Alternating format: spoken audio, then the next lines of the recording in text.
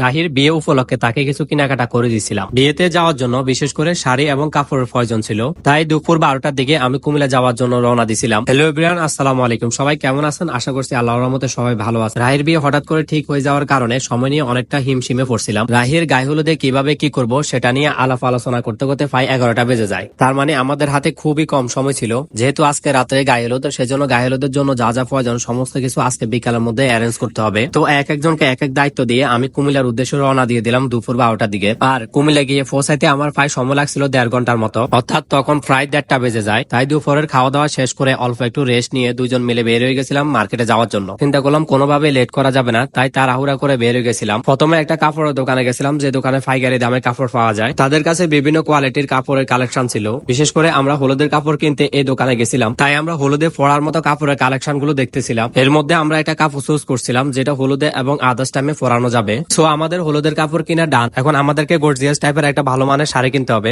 শাড়ি কেনার জন্য 2-1টা দোকানে ঘুরছিলাম, কিন্তু মন মতো শাড়ি পাইনি। শেষমেশ এখন আমরা যে দোকানের শাড়িগুলো দেখতেছি, এই দোকানের শাড়িগুলো আমার কাছে বেশ ভালো লাগছে। বিশেষ করে এই পার্পল কালারের শাড়িটা আমার কাছে বেশ ভালো লাগছে। শুধুমাত্র আমার কাছে না, আমরা দুইজনের কাছে অনেক বেশি ভালো লাগছে। তাই আমরা আর এদিক সেদিক ঘোরাফেরা না করে এই শাড়িটা কিনে নিলাম। এই শাড়িটা আপনাদের কাছে কেমন লাগছে অবশ্যই কমেন্ট করে জানিয়ে দিবেন। এখন শাড়ির সাথে ম্যাচিং করা চুড়ি কিনতে হবে, সেজন্য আমরা এখন কসমেটিক দোকানে চলে আসলাম। তারপর 2-1টা কসমেটিক দোকানে ঘুরছিলাম, কিন্তু ম্যাচিং করা চুড়ি পাইনি। তাই চুড়ি কিনা বাদ দিয়ে খুঁটিনাটি আরো কিছু জিনিস কেনার বাকি ছিল, সেগুলো কিনতে লাগলাম। আর এদিকে যেহেতু লেট হয়ে যাচ্ছে, সেজন্য অনেক তাড়াহুড়াও করতে লাগলাম। এই জন্য শর্টকাটের মধ্যে খুঁটিনাটি জিনিসগুলো তাড়াতাড়ি কিনে ফেললাম।